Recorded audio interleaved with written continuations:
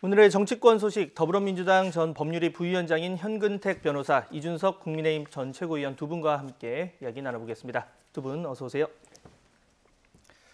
자, 오늘 코로나19 신규 확진자 926명 지금 나왔습니다. 이 엿새 만에 세 자릿수로 내려왔지만 이 주말에 검사 건수가 적은 영향이 있어서 확산세가 주춤했다고 보기는 어려운 상황인데요. 정부는 경제 등에 미칠 파장을 고려해서 이 사회적 거리두기 3단계 격상 없이 확진자 최소화에 방점을 찍겠다는 입장입니다. 관련 영상부터 보시죠.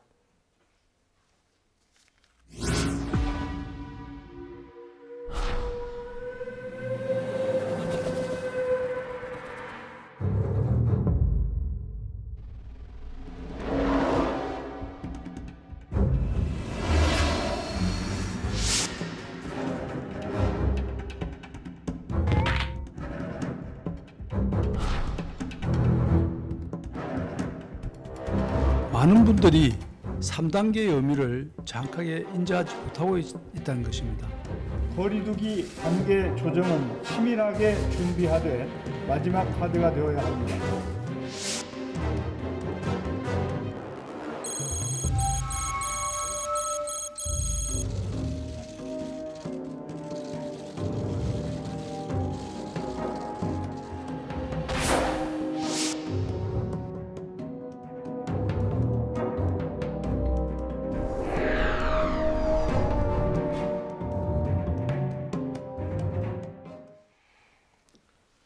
네, 주말 내내 확진자가 1000명 넘었습니다. 현 상황이 기준이라면 거리두기 3단계 기준을 초과한 상황인데 어제 박능후 장관의 브리핑 내용을 보면 아직 3단계 격상은 시기상조라는 입장입니다.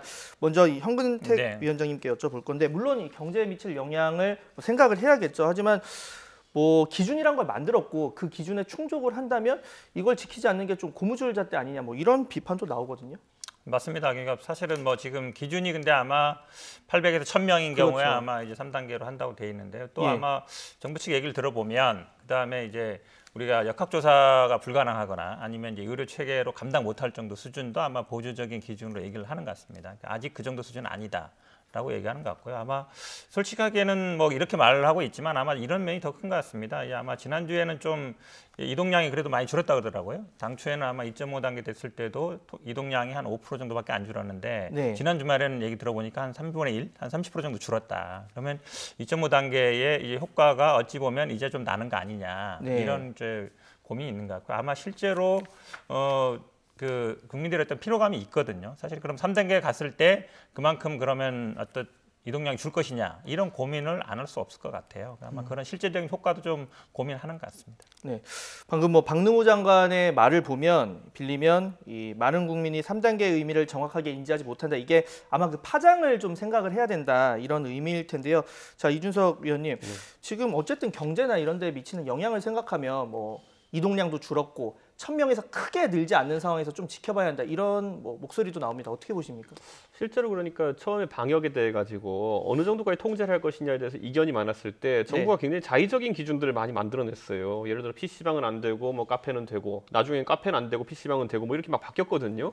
그러니까 저는 이런 것들이 어떤 과학적 근거를 갖고 진행됐던 거리두기라고 한다면은 그 효과에 대해서 국민들이 좀 신뢰할 수 있을 텐데 지금 이것마저도 들쭉날쭉이고요. 아까 이제 저희가 패러디 영상으로 나온 걸 봤지만은 2.5단계라는 말도 사실 신조어거든요. 2단계, 3단계 하려다가 그 사이에 이제 3단계 가기 어려우니까 2.5를 만들고 그다음에 2.5보다 약간 심한 단계 이렇게 막 이제 자의적인 표현들이 들어가기 시작하는 거거든요. 네. 그래서 저도 이제 3이라는 숫자 자체가 크게 의미가 있는 상황은 아니다.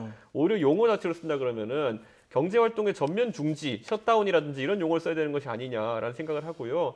저는 그래서 일면은 정부의 주장에 공감하면서도 그 주장에 공감할 수밖에 없게 만든 것은 반대로 지금까지의 거리두기라는 것이 제한적인 효용밖에 없었다는 걸 인정하는 것이기 때문에 그러면 왜 당신들은 겨울에 대비해가지고 이 거리두기 이상의 다른 조치들, 예를 들어 백신의 확보라든지 이런 것들에 더 신경을 쓰지 않았냐 이렇게 지적할 수밖에 없는 게 야당의 입장입니다. 네, 어떤 방역 위험 탓에 이렇게 기준을 나눴겠지만 네. 또 그 범위에 들어간 분과 들어가지 않은 분, 들어간 업종과 들어가지 않은 업종 사이에 좀 갈등도 생기고 그런 상황인데 자, 요즘 그 야당에서 가장 많이 제기하고 있는 게 바로 이 방역 책임론이고 그 중에서 핵심이 되는 게 백신 도입 늦다라는 내용입니다.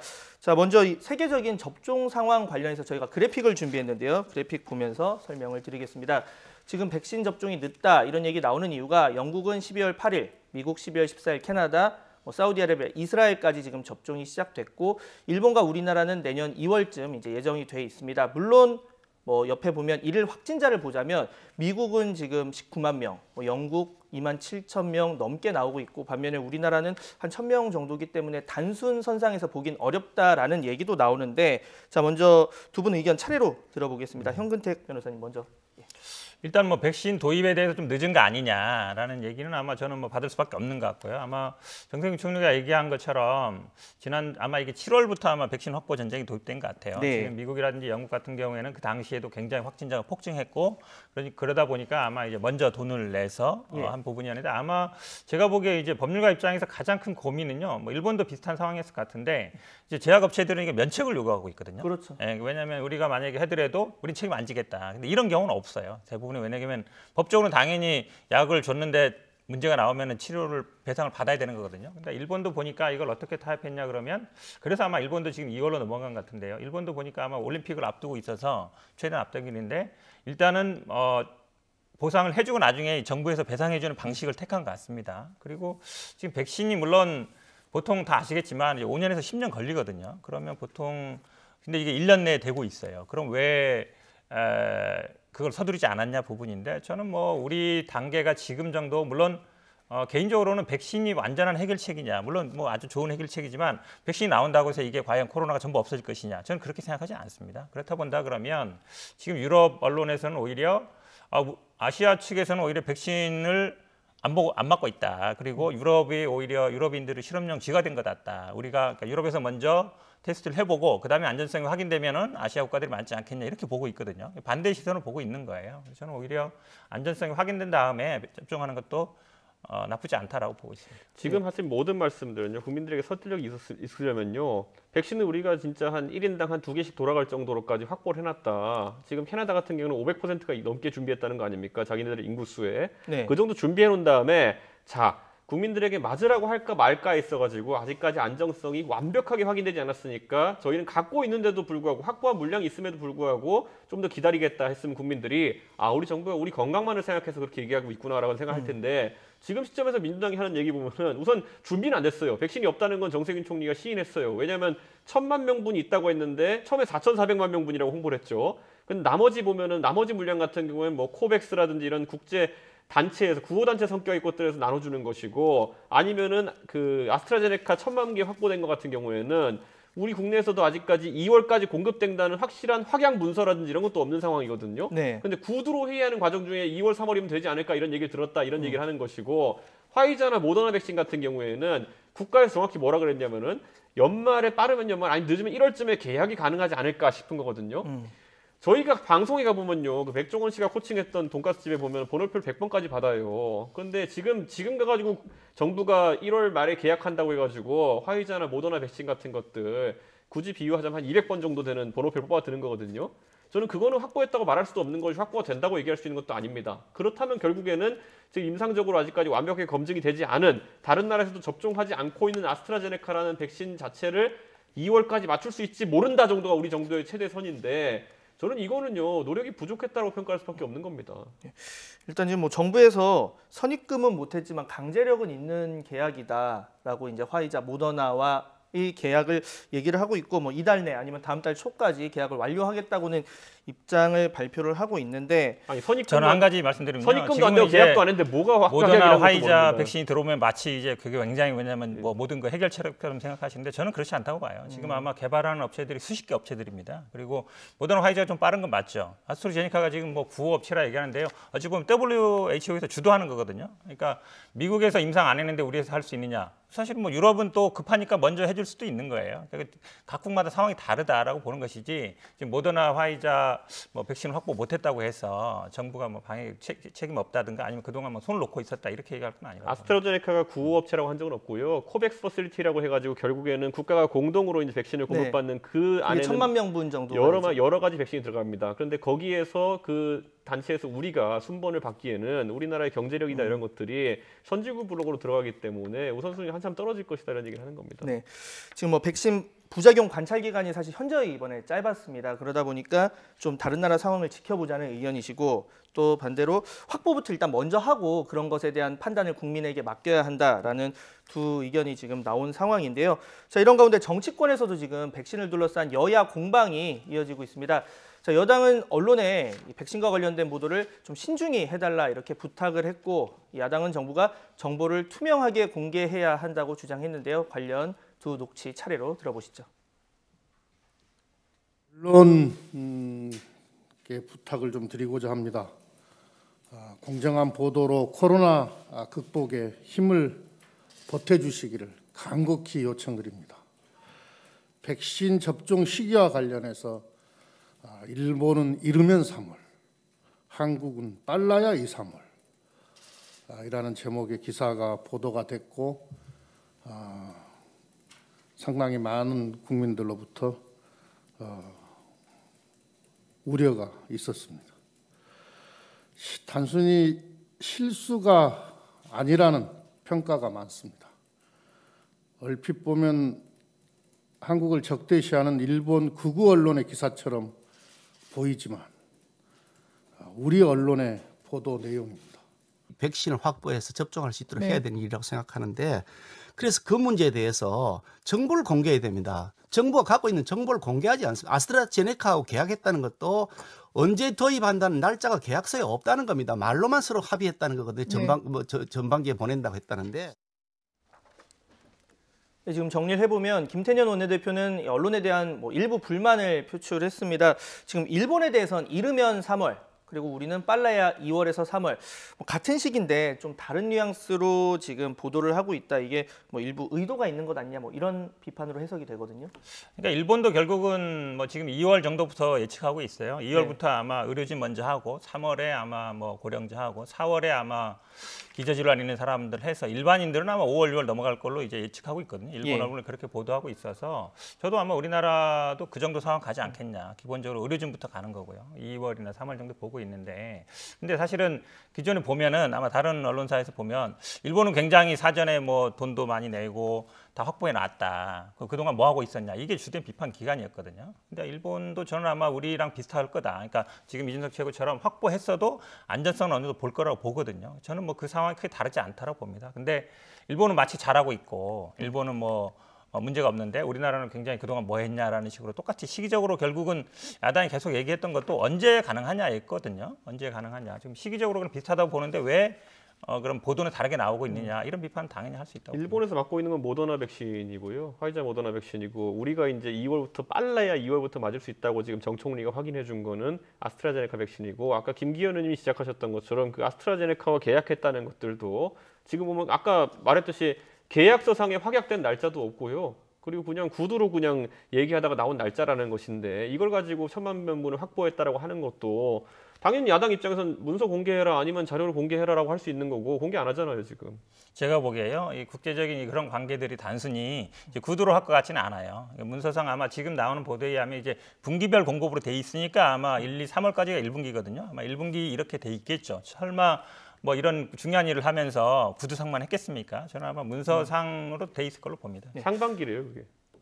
상반기인지 분기인지 아마 정부에서 1분기라고 얘기하고 있고 아마 해석 그렇게 하는 것 같은데 제가 보기에 그게 설마 구두로만 돼 있겠냐 저는 그거는 아니라고 봅니다. 그러니까 지금 현 변호사님 얘기는 이 한 국가와 글로벌 기업 간의 계약인데 이걸 구두로만 하겠느냐라는 거고 정부에서도 실제로 계약상의 문제 때문에 100% 공개하기는 좀 어렵다라고 얘기를 하고 있는데 다만 야당에서는 조금 더 투명하게 적어도 그 헌법기관인 국회의원에게는 공개를 해야 된다 이렇게 주장을 하고 있는 상황입니다. 아니 금지 물질 판매하는 것도 아니고 도대체 기업과 국가에서 왜 뭘 사기로 했다는 걸 공개를 못 한다는 건지 이것도 해명이라고 지금 하는 건지가 좀 궁금한 거거든요. 말이 안 되는 해명을 하고 있는 거예요.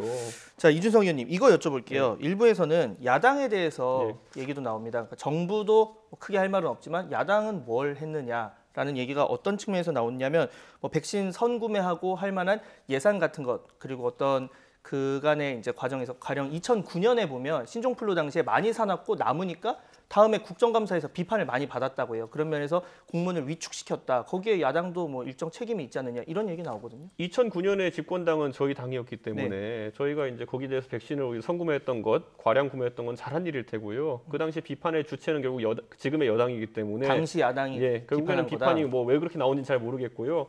지금 시점에서 저는 이 백신 문제에 대해 가지고 명확합니다. 아까 말했던 것처럼 물량을 확보해 놓고 나중에 국민들한테 가가지고 사는 것보다 좀 덜 쓰게 됐네요. 죄송합니다. 이렇게 말하는 것도 비판의 대상이 될 수는 있어요. 하지만 그렇게 비판받는 것과 지금은 필요 없을 것 같아서 안 사놨는데 이렇게 뻔뻔하게 얘기하는 것은 다른 얘기입니다. 그렇기 때문에 저는 그 궤가 달라야 되고, 자, 국회 내에서 지금 여야의 활동을 보면요.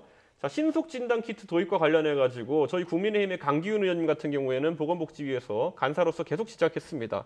신속 진단 키트 도입해야 된다. 그런데 거기에 대해 가지고 오히려 여당이 미온적으로 반응했죠. 왜냐, 지금은 여당과 정부 입장에서는 검사 수도 그렇고요. 검사 자체를 국가가 어쨌든 컨트롤하고 있는 것이 훨씬 더 상황을 관리하기 유리하다 판단한 겁니다. 그게 아니라면은 자, 개인이 개인 돈으로 신속 진단 키트 구입해가지고 내가 해보겠다는데 왜 반대를 합니까? 거기서 다른 나라는 다 하고 있고 우리나라는 다른 나라 제품 팔고 있는데, 그러니까 그런 상황 속에서 저는 방역에 대해 가지고 주도권을 놓지 않으려는 정부의 생각 때문에 신속 진단 키트 도입도 늦어지고 있고요. 거기에 더해 가지고 백신 같은 경우도 그 당시에 강기훈 의원이 지적한 게 회의록에 남아 있습니다. 사와라, 여기 한 증액해라. 증액해서 안 팔리면 내가 다 팔 테니까 사와라 이랬거든요. 저는 결국에는 방역에 있어가지고 국가가 주도권을 내려놓지 않으려는 모양이 아니었다면은 왜 이런 소극적인 자세를 취했겠느냐. 저는 이거는 지적해야 된다 봅니다. 이 신속 진단 키트 관련해서는 당시에 뭐 이 의료 전문가들이 뭐 위양성이나 위음성, 그러니까 많이 이제 진단을 하면 좋겠지만 그 과정에서 잘못 아는 경우가 생기고 그로 인해서 안심하고 또 거리에 그렇죠. 나가고 신속 진단 키트 요구하는 분들 많이 있긴 있었어요. 근데 이제 정확성이라든지 떨어진다. 그 다음에 말씀하신 것처럼 개인이 검사했을 때 그 다음에 어떻게 할 거냐. 그 신뢰성 문제거든요. 아마 제가 보기에 개인이 검사했다 하더라도 병원 가면 다시 검사해야 될 거예요. 네. 이중적인 일이거든요. 지금 어찌 보면 선별 진료소 하는 같은 행위들이 다시 되는 건데, 저도 아마 야당에서 요구를 해서 예산 확보는 잘했다고 봅니다. 야당의 역할이거든요. 그렇게 보는데 이 백신 확보 문제를 좀 통해서 좀 공포감을 조성해서 전 정치적으로 좀 이용하고 있다. 지금 정세균 총리 얘기처럼 만약에 지금 어쨌든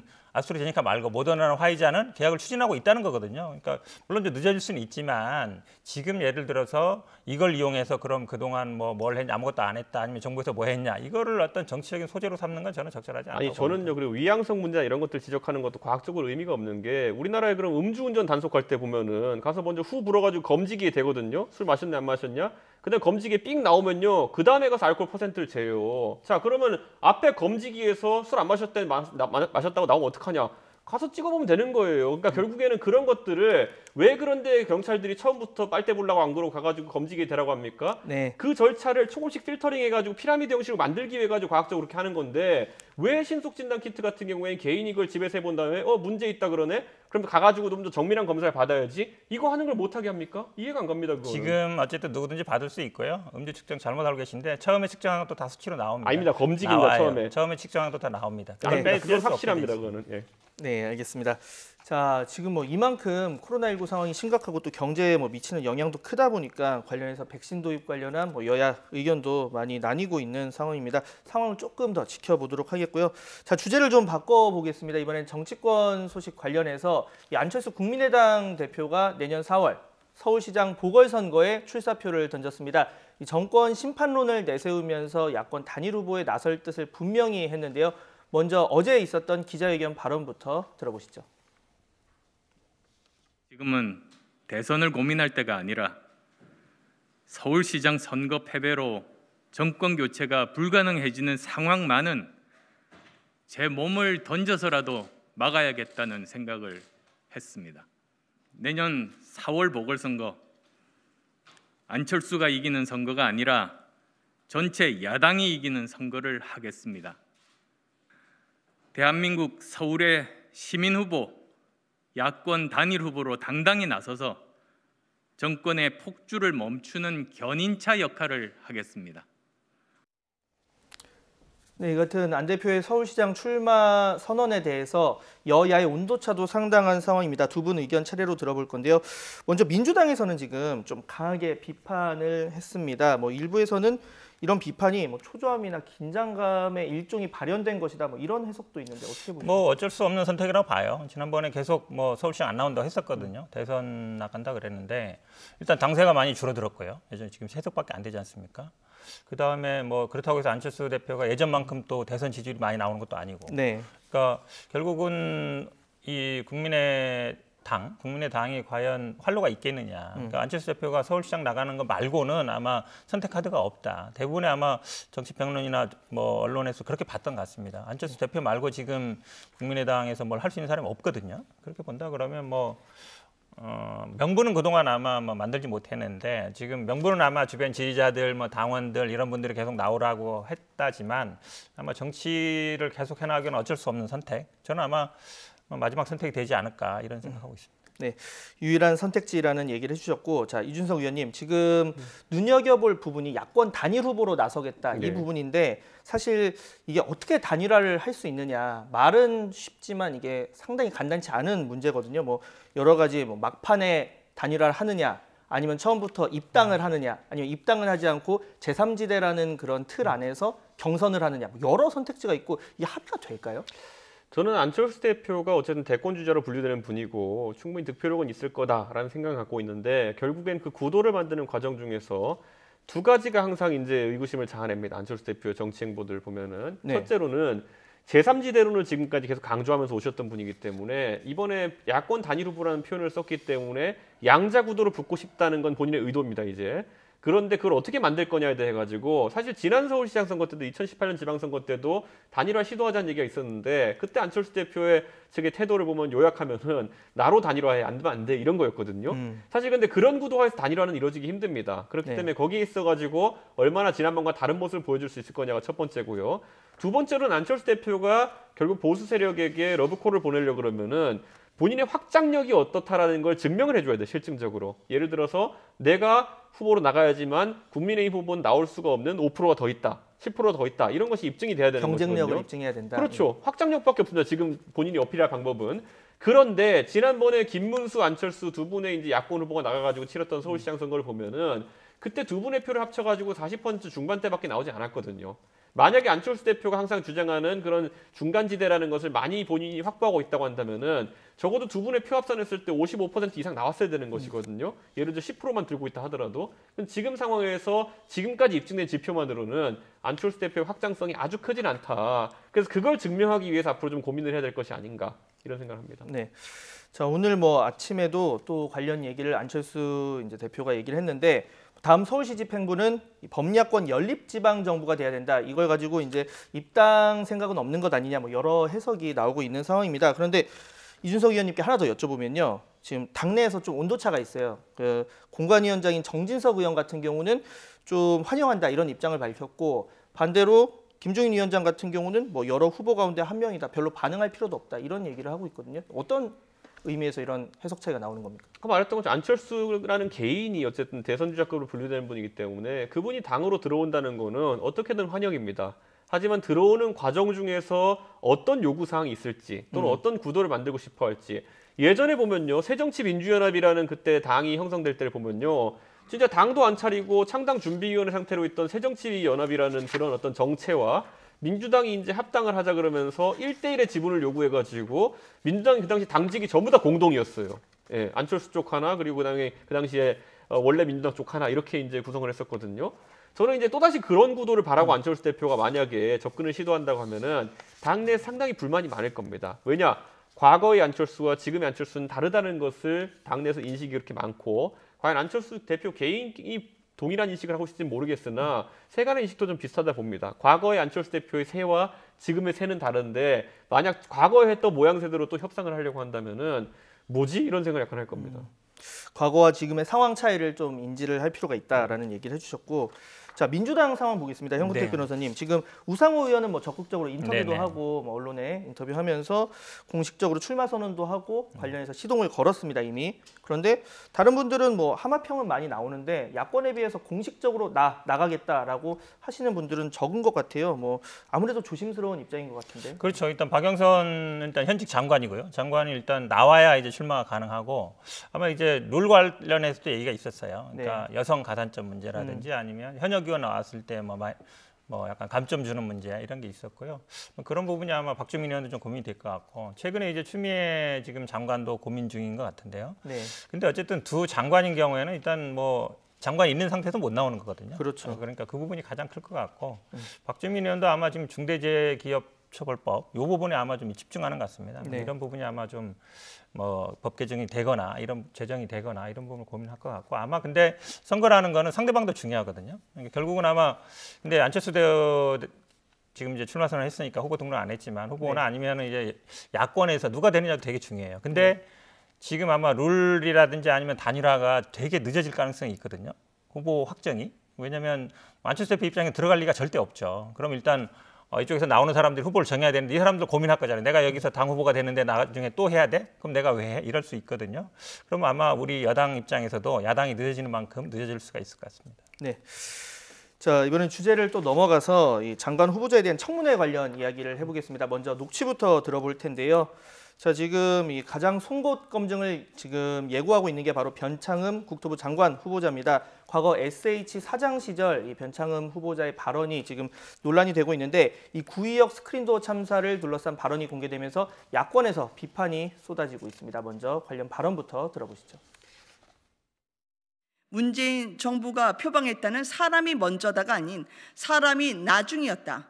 내 편만이 먼저다라는 시각을 볼 수가 있습니다. 변창흠 국토부 장관 후보자에게 묻습니다.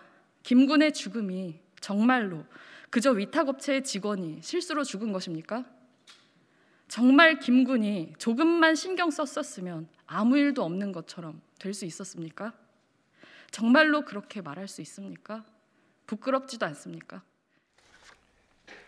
네, 저희가 야권 비판 발언부터 먼저 들어봤고 이 문제가 된 발언을 좀 보면 이게 과거에 구의역 김군 참사를 두고 김군이 조금만 신경 썼더라면 이런 발언을 회의에서 했고 그 문건이 이제 공개가 되면서 거센 비판을 받고 있습니다. 사과를 하긴 했는데 그래도 이 사과가 뭐 근본적인 이 내가 뭘 잘못했고 누구한테 어떻게 잘못했고 정말 사과를 드린다 이런 내용이 좀 부족했다, 두루뭉술했다 이런 측면에서 좀 비판을 받고 있거든요. 저도 그런 것 같습니다. 왜냐하면 사과를 할 때는 기본적으로 어떤 사실을 인정하고 그 다음에 그거에 대해서 상대방이 여기서 이제 어쨌든 피해자로 볼 수 있는데 피해자 가족분이 있죠. 가족들이 납득할 정도 사과가 되는데요. 사실 지금 이제 중대재해기업처벌법에서 이게 가장 쟁점입니다. 그러니까 재해를 과연 산업재해가 일어났을 때 그거를 개인의 착오로 볼 것이냐 아니면 구조적으로 볼 것이냐 그동안 계속 어찌 보면 이런 시각이 있었거든요. 그 개인이 잘못이다. 조금 더 노력하고 조금 더 했으면은 안 날 수 있는 건데 물론 그 부분도 완전 틀린 얘기는 아니지만 그래도 이 당시에 봤을 때 2인 1조로 됐어야 되는데 안 됐다. 그다음에 비정규직이고 어찌 보면 굉장히 힘들게 일하고 있었는데 왜 그걸 제대로 못 지켰냐 이런 얘기가 많았거든요. 그러면서 이게 그런 재해가 과연 개인의 책임이냐 이거에 논란이 많았는데 그 부분에 대해서 어찌 보면 정면으로 얘기한 거거든요. 저는 뭐 적절하지 않은 거라 보고요. 사과도 당연히 필요하다 보고 청문회에서도 아마 이 질문이 가장 나올 것 같아요. 물론 뭐 국토부의 직접 관할은 아닙니다만 이 당시 아마 SH 사장이기 때문에 서울시 산하 어쨌든 공사잖아요. 그래서 나온 발언 같은데 제가 보기에 뭐 청문회 하기 전에라도 좀 진솔하게 좀 뭐 사과를 유가족이나 아니면 국민들한테 할 필요가 있다 보입니다. 저는 뭐 민주당에서 장관이나 아니면 당내 소속 인사들에 대해서 인사 문제가 발생했을 때 뭐 여러 가지 죄의 경중도 있고 구설수에 오르는 강도도 문제가 있겠지만은 가장 문제가 되는 건 내 편이냐 네 편이냐의 문제라 전 봅니다. 그렇기 때문에 저는 이 비슷한 발언 같은 경우 예전에 많이 나왔거든요. 예를 들어서 작년쯤에 기억하실 겁니다. 통일부 장관 후보자로 지명되었던 김현철 교수에 대해 가지고 이런 비슷한 발언이 나왔어요. 2015년에 새정치민주연합 문재인 대표가 그 해병대 부대를 방문해가지고 처음으로 천안함은 북한의 소행이다라는 입장을 밝히던 그날입니다. 그에 대해 가지고 김현철 통일부 장관 후보자가 과거에 SNS에다가 군복 입고 쇼하네라고 이제 해놓은 적이 있거든요. 군복 입고 쇼한다고 이제 해준 적이 있는데 그것도 사실 보면은 굉장히 그 천안함 유가족이라든지 아니 문재인 대통령에 대해 가지고 큰 실수를 한 것인데 그때는 또 민주당 의원들이 지적을 안 했습니다. 그거는 철학이나 이런 문제로 지적을 안 했고 나중에 그걸 사과하니까 사과했으니까 됐다 이렇게 해가지고 장관 임명시켰거든요.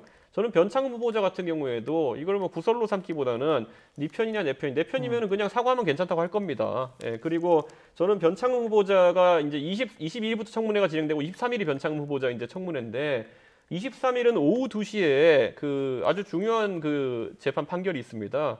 정경심 교수의 1심 판결이 있거든요. 그렇기 때문에 그 기사에 묻혀가기를 좀 기대하는 것이 아닐까 이런 생각을 합니다. 네. 지금 뭐 중대재해기업처벌법 통과에 대해서도 사실 뭐 변후보자에 대한 발언에 대한 관심만큼이나 좀 적극적으로 나서줬으면 좋겠다라는 얘기도 나오고 있는데 이런 부분에 대해서도 뭐 앞으로 좀 지켜보도록 하겠고요.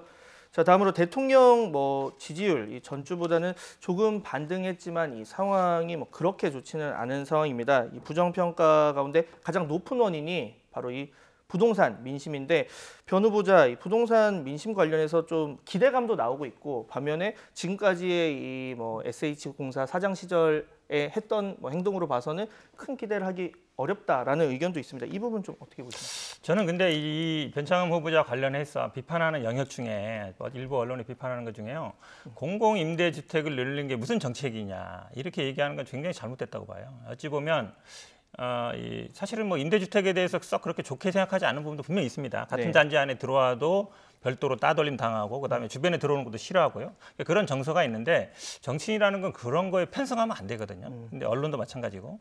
근데 공공임대주택은 그동안 모든 정부에서 그리고 모든 대통령 후보들이 다 제시했던 정책이에요. 그리고 이 공공임대주택을 임대주택을 제공하는 것과 사실은 공공의 영역이거든요. 그러니까 물론 국가가 왜 나서서 임대주택 공급하냐 이렇게 얘기하면 안 돼요. 대부분의 지금까지는 보면 임대주택은 국가가 아니면 SH공사, 뭐 LH공사가 하고 민간주택은 민영에서 공급하는 식으로 해왔거든요. 지금까지. 근데 공공에서 임대주택을 건설하는 걸 마치 국민들한테는 민간주택은 공급 안 하고 임대주택 살라는 거냐 이런 식으로 몰아가는 건 저는 잘못됐다고 봅니다. 그러니까 만약에 민간에서 일반 민간주택을 공급할 수 있게 해라라는 것과 공공이 포기할 수 없는 영역이거든요. 그럼 임대주택 누가 짓겠습니까? 돈이 안 되는데. 그건 공공이 할 수밖에 없는 거예요. 그러니까 그거를 마치 뭐 너나 가서 살아라 이런 식으로 비판하는 건 대단히 잘못됐다라고. 아니, 저는 그런데 그렇게 얘기하려고 그러면요. 대한민국 국민은 1에서 100까지 났을 때 임대주택에 들어가고 싶어하는 분도 있겠지만은 지금 가장 서울시 집값이나 이런 걸 끌어올리고 있는 것은 이제 결국에는 30대, 40대에서 첫 주택을 구매하고 아마 앞으로도 부동산 투기보다는 실목적으로 실거주 목적으로 거주할 가능성이 높은 그 30대, 40대 젊은 부부들이 예를 들어 가장 표준적으로 이야기하는 84형 정도 되는 주택을 사려고 할 때 이 주택의 신축이 전혀 공급이 안 되다 보니까 서울에서 굉장히 가격이 폭등하고 그래서 도저히 살 수 없는 지경에 가버린 게 지금 문제인 거거든요. 아까 말씀하셨지만 그럼 공공의 영역에서 만약에 임대주택을 담당한다고 하면은 지금 예를 들어서 84형 정도 된 주택을 공급하는 그 민간의 공급을 늘리기 위해 가지고는 재건축 재개발 정책의 재고라든지 이런 것들이 필요한데 이거 전혀 안 하고 계속 임대주택 얘기만 하니까 과연 대한민국에 그러면은 좀 직업을 가져가지고 첫 주택을 구매하고 싶어하는 그런 젊은 사람들에 대한 대책은 국토부 소관이 아닌 거냐, 문재인 정부의 소관이 아닌 거냐 이렇게 반문할 수밖에 없는 거죠. 이준석 의원님, 그럼 이거 여쭤볼게요. 아까 현 변호사님께서 얘기하신 것 중에 뭐 야당 후보도 과거 대선에서 공공임대주택 늘리겠다고 얘기해놓고 왜 이렇게 비판 위주인지 모르겠다. 이 부분은 어떻게 답변하시겠습니까? 공공임대주택을 늘리겠다는 것만에 대해 가지고 어느 누구도 반대하지 않을 겁니다. 다만 보십시오. 아까 말했던 것처럼 나중에 자식 한 둘까지 낳을 거지 생각해가지고 제 나이 때 또는 그보다 약간 많은 사람들이 34평형 주택을 사려고 하고 있는 사람들에게 자 최근에 대통령께서 또는 국토부 장관 후보자와 국토부 장관과 가가지고 하신 말씀이 뭐냐면은 야 이거 13평짜리 전용 면적 13평이라 해도 13평짜리에 보면은 애 둘까지 해가지고 4명이 살기도 괜찮네라는 취지로 말씀하신 거거든요. 뭐 질문이냐 아니면 단정적 얘기였느냐 이런 건 청와대에서 말이 나왔었고요. 뭐 그거는 구차한 변명이고요. 제가 봤을 땐 그렇게 했을 때 지금 시점에서 봤을 때 그러면 아까 말했던 것처럼 대부분의 그런 4인 가족이 살 만한 사람들의 수요는 34평짜리 주택을 어떻게 싸게 신규로 구매할 수 있냐에 가 있는데 거기다 대고 13평짜리도 살만하네라고 하는 거는 사람의 눈높이를 낮추고 다운그레이드 하라는 얘기를 하는 거예요. 그렇기 때문에 지금 비판할 수밖에 없는 것이고 그거 공공주택도 공급하시라니까요. 다만 이 국민들이 원하는 이런 형태의 주택은 누가 공급할 것이며 언제 어떻게 하겠냐는 겁니까? 지금 어찌 보면요. 이 13평, 14평에 매몰돼 있는데 사실은 그게 전용 면적이기 때문에 일반 분양은 한 20평 정도 되는 겁니다. 네. 민간에서 그 정도 되는 거고요. 사실은 제가 보기에 지금 계속 어찌 보면 이준석 최고는 이제 재건축 풀어달라는 얘기예요. 서울 시내 직접적 얘기 안 하지만 특히 이제 강남에 재건축 풀어달라는 얘기예요. 직접 얘기하면 항상. 그러니까 어쨌든 뭐 직접 얘기하는 거랑 마찬가지인데 뭐 관심이 있는 거 다 알죠. 근데 강남 재건축 풀었을 때 과연 어떻게 될 것인가 당연히 뭐 고민 안 할 수 없고요. 저는 아마 이 변창흠 후보자도 당연히 공급 부분에 대해서 고민할 것이다 보고 저는 아마 또 이런 생각도 합니다. 그러니까 30, 40대 처음으로 집 사는 분들이 지금 이제 조정 지역에 묶여 있어요. 대출 규제, LTV나 DTI 묶여 있는데 이런 부분은 제가 보기에 좀 다시 제고할 필요가 있다. 개인적인 생각입니다만 왜냐하면 30, 40대들의 불만이 있거든요. 왜냐하면 앞선 세대들은 다 샀는데 왜 우리는 못 사냐. 대출 받으러 사겠다는 분들은 만약에 생애 처음으로 사는 거라면 조금 뭐 지금 전국에 한 2분의 1이 조정기구로 묶이면 거의 사지 말라는 얘기이기 때문에 약간 대출 부분도 좀 풀어줄 필요도 있고 아마 민간에서의 공급 부분도 저는 뭐 고민할 필요가 있다고. 그리고 저는 현 변호사 말한 것처럼 이 재건축 얘기가 나오면은 아까 LTV DTI 문제는 완전 공감하고요. 재건축 나오면은 강남 재건축을 풀어주라는 거냐 이렇게 반응이 나오는 여당 관계자가 많은데 사실 지금 봤을 때요. 30년 전에 지은 주택 중에서 가장 재건축 재개발 비율이 낮은 곳이 어디냐면은 목동, 상계동 같은 곳들입니다. 보면은 강남에는 가보시면요. 길 쫙 가보시면요. 재건축 될 단지는 다 됐어요. 이미 거의 다. 네. 그렇기 때문에 더 이상 이제 강남 재건축의 문제가 아니라 40년째 지금 이제 노후화되고 있는 주택들에 대해 가지고 어떻게 대응할 거냐가 당연히 나와야겠죠. 네. 자, 이 정책 관련 청문회 이제 이번 주 예정이 돼 있는데 질의 좀 기대를 해보겠고요. 자, 마지막으로 윤석열 검찰총장 징계 관련 내용 좀 짚어보겠습니다. 지금 문 대통령이 징계 재가를 했고 이 추 장관은 자진 사퇴 의사를 밝힌 상황입니다. 저희 YTN이 이 동반 사퇴 놓고 여론조사를 진행했는데요. 그 결과 이 윤 총장의 사퇴는 불필요하다 이런 응답이 절반을 조금 넘겼고요. 반면에 이제 동반 사퇴가 필요하다라는 의견은 38.3%를 기록했습니다. 그리고 지금 뭐 추미애 장관 역시 청와대 국민청원에 재신임을 해달라 이런 청원이 이틀 만에 30만 명을 넘기기도 했습니다. 뭐 하마평에 거론되는 인물들도 나오고 있는데 이 부분에 대해서 두 분 의견 차례로 짧게 들어보겠습니다. 일단 뭐 여론조사에서 계속 안 좋긴 했죠. 윤석열 총장 사퇴에 대해서 안 좋았던 건 맞는데요. 근데 네. 추세가 중요한 것 같은데 지난번보다는 이제 좀 줄은 것 같습니다. 사퇴 부분이. 그러니까 그런 부분이 좀 중요하다 보고 아마 이거는 많은 분들이 예상 못했을 것 같아요. 그러니까 언론은 대부분 보면 추미애 장관은 무조건 사퇴해야 된다. 그리고 윤석열 총장은 사퇴하면 안 된다는 게 굉장히 압도적으로 많았거든요. 근데 이 국민청원이 아마 뭐 윤석열 총장도 30만 넘었다 그러지만 그건 굉장히 12월 초부터 된 것이고 추미애 장관은 한 2, 3일 만에 된 시기가 거거든요. 짧았죠. 그만큼 어찌 보면 이 여론, 그러니까 언론들에서 바라보는 구도하고 일반 국민들이 보는 게 좀 다르다는 거거든요. 일반 국민들이 보기에는 추미애 장관이 아니었으면 과연 이까지 끌고 올 수 있겠느냐. 그래고 공수처라든지 검경수사권이든지 검찰 개혁이 되겠느냐라는 생각이 있는 거거든요. 그러니까 여론조사 물론 안 좋게 나온 거 알고 있고 그다음에 언론도 뭐 많이 보도가 안 좋은 걸 알고 있지만 또 일반 국민들이나 저희 당 지지자도 다르게 보고 있다. 이렇게 말씀드리고 싶습니다. 저는 결국에는 이것들이 지금 하는 것들이 지금은 정쟁이지만요. 조금씩 이제 성적표들이 하나씩 나옵니다. 저희가 1년 전에 뿌린 씨들이 이제 하나씩 씨앗이 이제 열매가 나오거든요. 자, 현 정권이 윤석열 총장에 대해 가지고 살아있는 권력도 수사하라고 하다가 거기에 대한 메시지를 정리해 가지고 나중에는 뭐라 그랬냐면은 사실상 표적 수사를 하고 있다. 여권만 잡아놓고 있다. 이런 식으로 얘기했었거든요. 그때부터 갈등이 시작되었고 조국 장관 사태 때 이제 그게 많이 불거졌었는데 아까 제가 말씀드린 것처럼 23일이면 정경심 교수의 1심 판결이 나옵니다. 거기에 보면 정경심 교수가 15가지 혐의로 이제 기소가 되었는데 그 중에서 어떤 처분을 받냐에 따라 가지고 만약 정경심 교수가 진짜 뭐 여러 가지 혐의에 대해서 인정받아가지고 형량이 많이 나왔다. 그렇게 한다 그러면요. 윤석열 총장이 애초에 그 수사를 한 게 정당했던 것이고 민주당이 생사람 잡은 거예요. 정당한 수사를 한 사람에 대해 가지고 계속 이제 린치를 한 것이기 때문에 민주당이 정치적 책임져야 될 것이고 만약에 정경심 교수에 대한 판단이 국민정서상 봤을 때 경미하게 나왔다. 경미한 위반으로 나와가지고 예를 들어가지고 뭐 형량이 적게 나왔다. 이렇게 된다면요. 많은 사람들이 역시 윤석열 총장이 그러면은 진짜 여권이 주장하는 것처럼 무리한 수사를 했던 게 맞네. 이렇게 나올 거거든요. 저희가 이렇게 왈가왈부할 게 아니라 23일 날 성적표 보면 답이 나옵니다. 누가 무리했고 누가 제대로 된 수사를 했는지. 네, 자 마지막 질문 하나 드릴게요. 뭐 이 시기가 되면 교수들이 꼽은 올해의 사자성어가 나오곤 하는데 올해는 좀 생소한 사자성어가 나왔습니다. 올해는 아시타비라고 하는데요. 이 아시타비라는 말이 내로남불과 약간 비슷한 뜻이라고 해요. 그러니까 본인들 생각은 옳다, 남들은 그르다 이런 거를 이제 같은 사안을 나는 옳고 남은 그르다는 이중잣대를 한자어로 옮긴 건데 자, 두 분 이 선정에 대한 얘기와 함께 짧게 두 분이 꼽는 올해의 사자성어는 뭔지 한번 들어보겠습니다. 아시타비 아마 시시비비를 이제 나는 옳고 상대방은 다 그러다 이 얘기 같은데 아마 뭐 선택한 건 아마 우리 정부 여당을 좀 비판하는 그러니까 예전에 했던 얘기들 아마 조국 전 장관이라든지 그걸 두고 얘기한 것 같습니다. 그건 뭐 교수님들이 선택한 거니까 제가 뭐라고 할 수는 없는 것 같고요.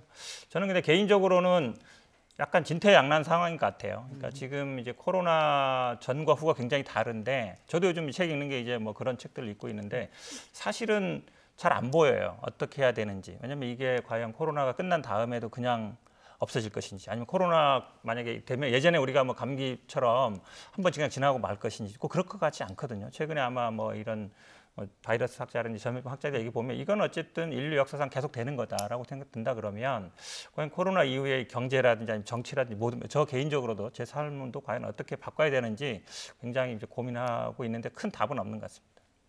교수님들 항상 어려운 거 고르셔가지고 아시탑이 그냥 쉽게 내로남불 이렇게 하시면 되는데 아무래도 격식 있게 말씀하시다 보니까 내로남불을 말씀 못 하신 것 같은데 저는 간단하게 권불 10년 하겠습니다. 예. 권력이 절대 10년을 가지 못하고요. 지금 민주당이 보여준 양태라는 것이 올해 들어가지고 총선 이후에 특히 일방 독주로 가는 모양새인데 권불 10년이 아니라 진짜 3년도 못 간다는 것을 제대로 보여주고 있는 것 같습니다. 네.